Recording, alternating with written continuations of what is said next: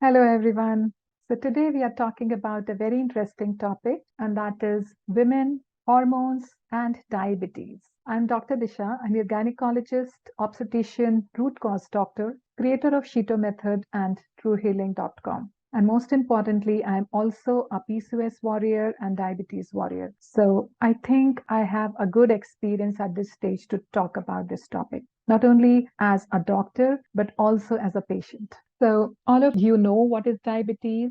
Diabetes is a chronic metabolic disorder characterized by high blood sugar levels, and by definition, fasting blood glucose more than 126 milligram per deciliter is considered a full-blown diabetes. And pre-diabetes is when the glucose levels are slightly higher than normal, but they are not going up to a full-blown diabetic range. So, typically between 100 milligram per deciliter to 125 milligram per deciliter. So, diabetes is not just about high blood sugars, it actually leads to organ damage over a period of time. It's a very dangerous disease. It literally leads to kidney damage, blood vessel, microvascular damage, retinopathy, eye damage, even neuropathy, nerves damage over a long period of time. So it is a very, very dangerous disease if left to its own devices. So there are four types of diabetes. There are some more actually, but the main types of diabetes are type 1, type 2, prediabetes, and gestational diabetes. And I will not go into the technicalities of all these. For the purpose of this presentation, I'm talking more about how women's hormones affect diabetes, and I will stick to gestational diabetes and type 2 diabetes, which happens in the which is age related, which happens in the perimenopause and menopausal years. So I will be only focusing on these two types of diabetes for the purpose of this presentation. The reason I'm so passionate about this topic is because of my own personal history of reversing diabetes and polycystic ovaries, but also I have had the honor of helping so many women reverse their diabetes, pre-diabetes, even cure gestational diabetes, where women could even clear the glucose tolerance test in pregnancy. The full-blown pre-diabetic women who entered the pregnancy with almost diabetic level of glucose, they could actually maintain their blood sugars, not just maintain, they could even clear the glucose challenge test and glucose tolerance test in pregnancy. I'm not kidding you. I have so much experience with this, and that is why I decided to come and talk about it now, because I really know what I'm talking about. Gestational diabetes is never a part of any woman's plan, but unfortunately, it is the most common complications of pregnancy, affecting up to 18% of women. And as a hormone expert and who specializes in gestational diabetes, I have helped so many women manage this condition beautifully in pregnancy without any side effects, without requiring insulin, even to the point of reversal of gestational diabetes. I would like to clear some myths around this topic today. Whether or not you have gestational diabetes, this video will help you to understand why it develops and why it's important to maintain normal blood glucose, not just for diabetics, but actually for all pregnant women if you want a good outcome for your baby. I will also be discussing why typical gestational diabetes diet fails and why a real food, nutrient dense, anti inflammatory, low carb approach, which I call SHETO method, is ideal for managing gestational diabetes in pregnancy. Not just managing, even reversing. So, what is gestational diabetes? Gestational diabetes is the diabetes which first develops or is first time diagnosed during pregnancy. It could also be called insulin resistance or carbohydrate intolerance during pregnancy. So technically, all women develop some degree of insulin resistance during pregnancy, and it's an evolutionary mechanism to shunt the glucose and nutrients to the baby. It is because baby is kind of a parasite on the mother, and the nature is so beautiful. Evolution is designed in such a way that the mother cell becomes slightly insulin resistant, and the glucose and nutrients can be shunted to the baby even if the mother is deprived. So, from a biological point of view, this insulin resistance is very important for the baby to survive even if the mother is going through starvation. And this was very useful when women used to experience in the olden days when women used to experience famine or food was in short supply.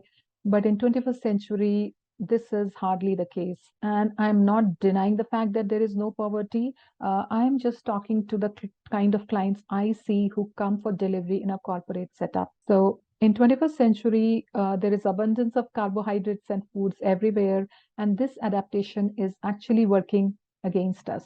And this is even more important if the pregnant woman is having an insulin resistance from before pregnancy, which is in the form of PCOS or thyroid conditions or infertility or any other issue causing insulin resistance, which is getting more and more common these days. So initially, it was thought that gestational diabetes is a disease of second half of pregnancy, and when the placental hormones peak, the human placental lactogen and all these things, and they lead to insulin resistance.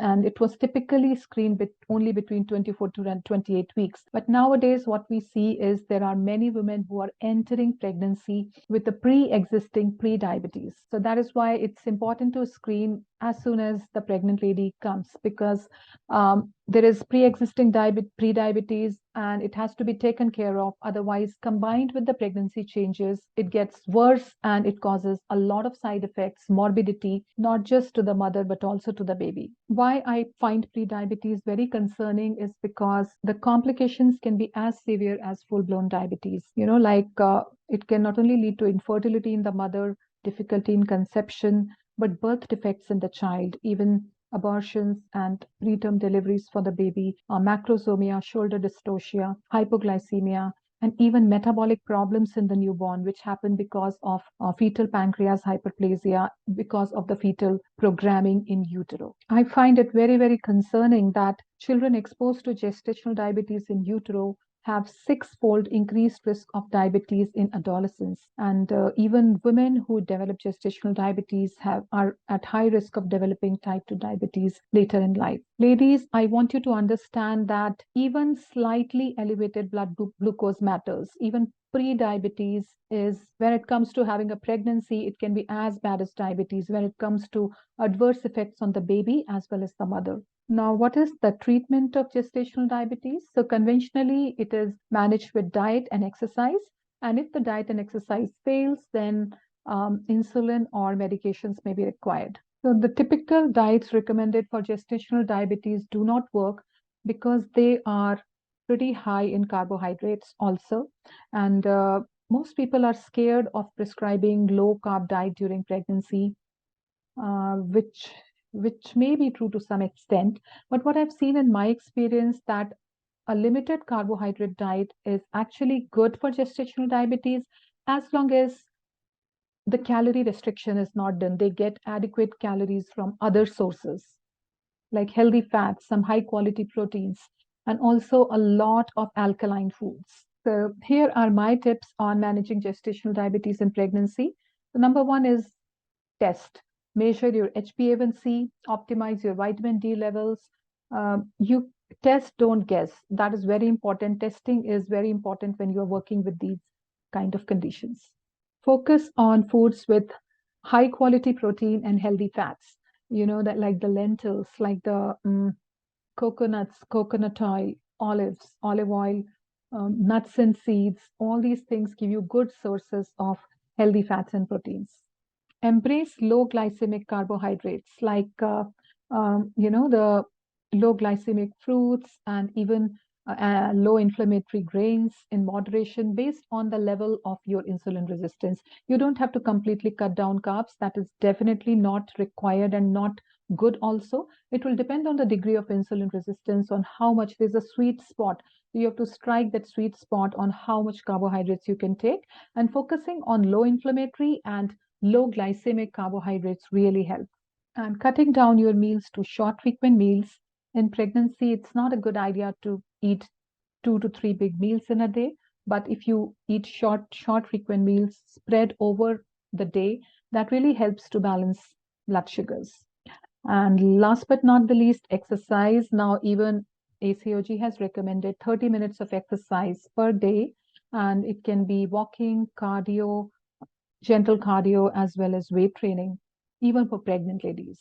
So I know that gestational diabetes is not a good news, but instead of resisting it and fighting with it, if you just take it as a blessing in disguise, it can actually uplevel you. It can change your destiny. So knowledge is power, ladies. If you are diagnosed with gestational diabetes, embrace SHETO method. not only it will focus on your self-care and focus on giving your baby a good start in life, because not only it will uplevel you, but it will also make sure that your baby gets the best of your genes and you do not go on to develop full-blown diabetes later in life. Remember that if you are able to maintain your blood glucose levels to normal level in pregnancy, there is no increased risk of complication to the baby as well as you. And it's very easily achieved with diet, lifestyle, and SHETO method. So that's all about gestational diabetes. And I just want to empower you with this message that gestational diabetes is not, you're not a victim to gestational diabetes, okay? You can actually take it as a wake-up call and focus on your self-care.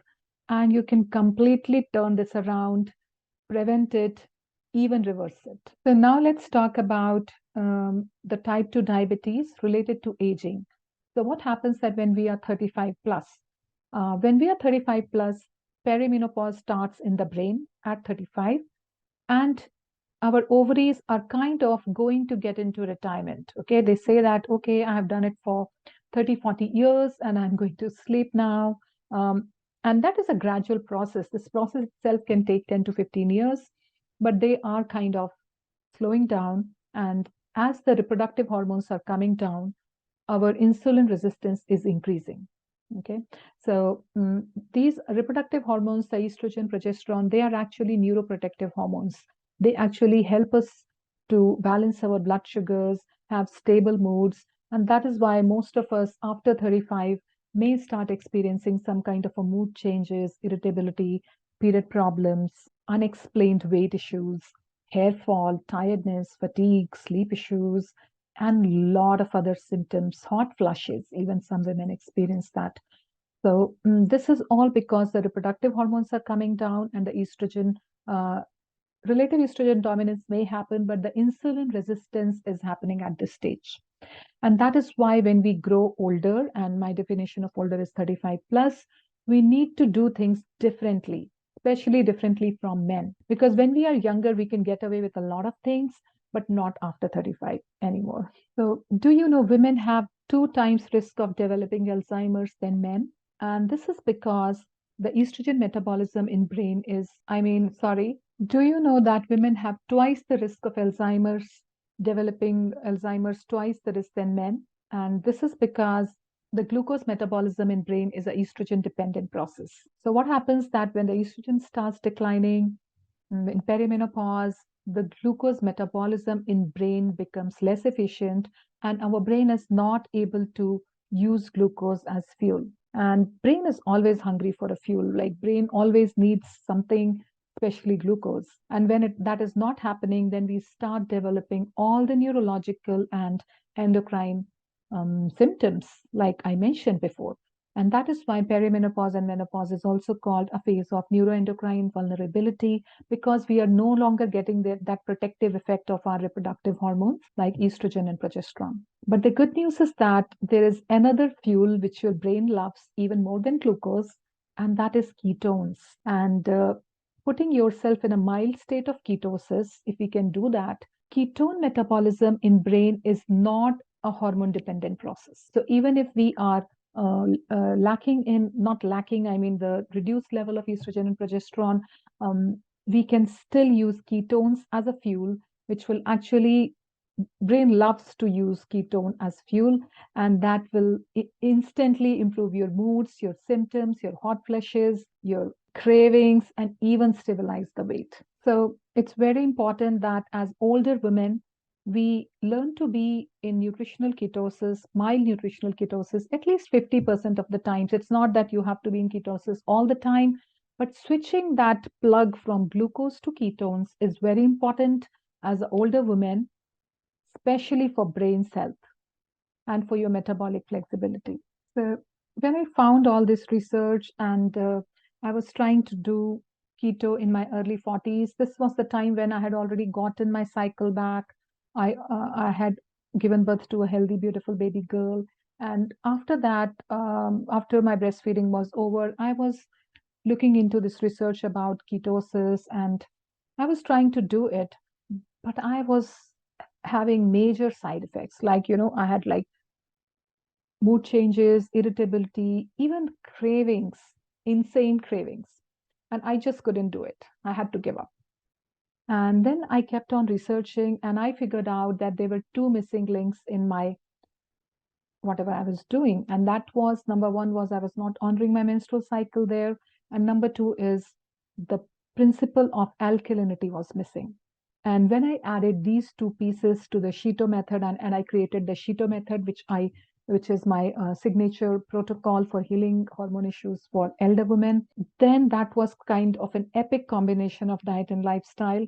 And within few weeks, I started feeling better. My moods improved, my energy stabilized, and all my symptoms went away. So last year, I got a chance to meet my old college friends um, from, like we did MBBS 25 years back together. And now most of us are in our mid 40s now, late 40s, some of us. And many of them shared with me, some of them shared with me that I don't know what is happening to me and I'm kind of losing it. I'm kind of overreacting to things which wouldn't bother me some time back. And some unexplained things are going on with me. And these ladies were like absolutely healthy. They are not coming from a background of polycystic ovaries or diabetes or thyroid like me or my kind of genetics. So I'm not just talking to PCOS and insulin resistance. I'm talking to anybody, even if you have been healthy till 30 to 40, still you have to shape things a little bit, change things a little bit if you want to live your best life. And I know that I have been there, done that. I know how it feels. After 40, most of us are spiraling down the same genetics we have seen our parents go through. And that is when I became even more vocal about the SHETO method because as aging women, we need to know about how our bodies work and how to support our bodies.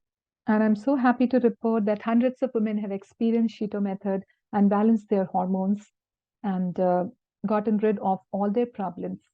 SHETO method is not just about what we eat, but also when we eat. And also, we do some kind of a feminine fasting where instead of doing caffeine in the morning and skipping breakfast, we do caffeine a little later in the day and have early dinner, honoring the phases of our menstrual cycle. So, do not let your genetics pull you down, ladies. The science of epigenetics has proven that our genes are not so fixed. The good genes can be switched on and the bad genes can be switched off with the help of what we eat and the lifestyle changes and our environment. I'm not saying it's easy. It's not the easiest thing to do, but it can be done. So, a major pillar of SHETO method is adrenal support. So, adrenal glands are very complex structures situated on top of our kidneys, and they are one of my favorite glands. Like, I have done a PhD on adrenal glands. I have also suffered from adrenal fatigue in the past. So, no wonder that that I whatever I do, when I decide something, I just literally do a PhD on that topic. So, adrenal glands are a little complex, and I will not go into all the beautiful hormones these glands produce. But I want you to understand two important things about it, two important hormones about adrenal glands, and that is DHEAs and cortisol. So, the DHEAs and cortisol are inversely proportional. What I mean to say is the more DHEA, the less cortisol, and the more cortisol, the less DHEA. Okay, so you can understand that cortisol is the stress hormone. It is the catabolic hormone. It is the acidic hormone which breaks us down. And we don't want a lot of cortisol in our bodies. And that is because of the chronic stress. And DHEAS is the mother hormone, which it is the pro hormone, which is anabolic, which is a precursor to our reproductive hormones also. So as we are aging, you know, stress management and de-stressing has to be a way of life.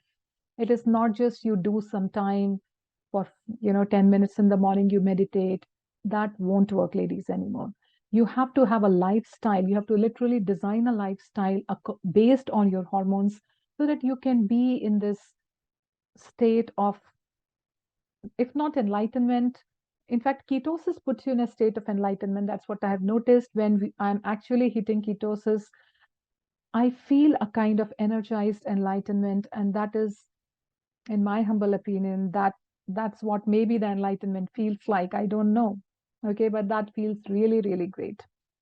So Ketosis is very important as we are aging and supporting your adrenal glands and getting that oxytocin in because cortisol is the acidic hormone and oxytocin is the alkaline hormone. Love, connection, spiritual trust, laughter, pleasure, all these things increase oxytocin in the body. And oxytocin is the healing hormone. That is the master hormone which regulates all other hormones. That is the mother of all hormones.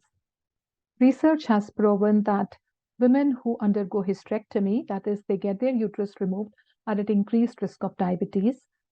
And the women who undergo hysterectomy with BSO, which is uh, salpingo-oophorectomy, which is removing the ovaries also along with the uterus, they have a significantly higher risk of diabetes. So if you are somebody who has already gotten her uterus and ovaries removed, it's all the more important for you that you balance your hormones, that you support your adrenal glands to get a little support of reproductive hormones so that you can prevent diabetes. So, ladies, you are not a victim to your insulin resistance or PCOS and this aging process.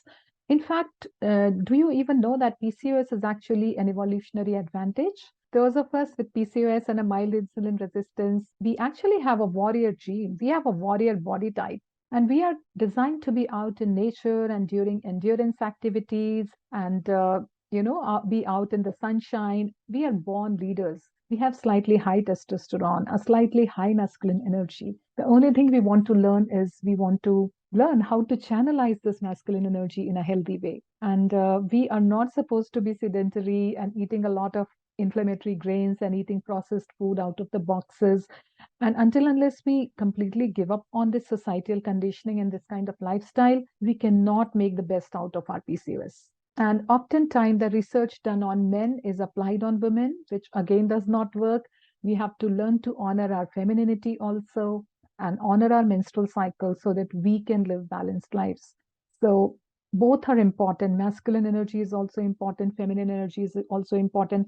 And I have done a lot of research on feminine energy. I'm a feminine energy coach because I wanted my answers. I wanted to know what exactly is my purpose on earth and why am I here. And I have created a lot of feminine energy programs. And if you have worked with me, you already know that both men and women have masculine and feminine energies. Okay, it's a degree. It's a dimmer switch. It's not an on and off switch. It's a dimmer switch. So at any given point in time, you have a combination of both masculine and feminine energies. And feminine does not mean only women, and masculine does not mean only men. Both men and women have both kind of energies. Now, this is slightly off topic, but I just wanted to, I don't know why I wanted to share this with you. So, ladies, what can you do right now to prevent or even reverse your diabetes? Number one is embrace alkaline way of life. And that just does not mean what you eat. It means a lot of things. So we completely remove the highly acidic foods like sugar, high fructose corn syrup, artificial sweeteners, sodas. I mean, this is a no-brainer. But we also cut down on the inflammatory grains, meat, and dairy. We focus on some healthy sources of protein and fats, and we also focus on low inflammatory grains, and we add in some alkalizers. Alkalizers like the herbs, the spices, the sprouts, the greens, the cruciferous family of vegetables like broccoli, cauliflower.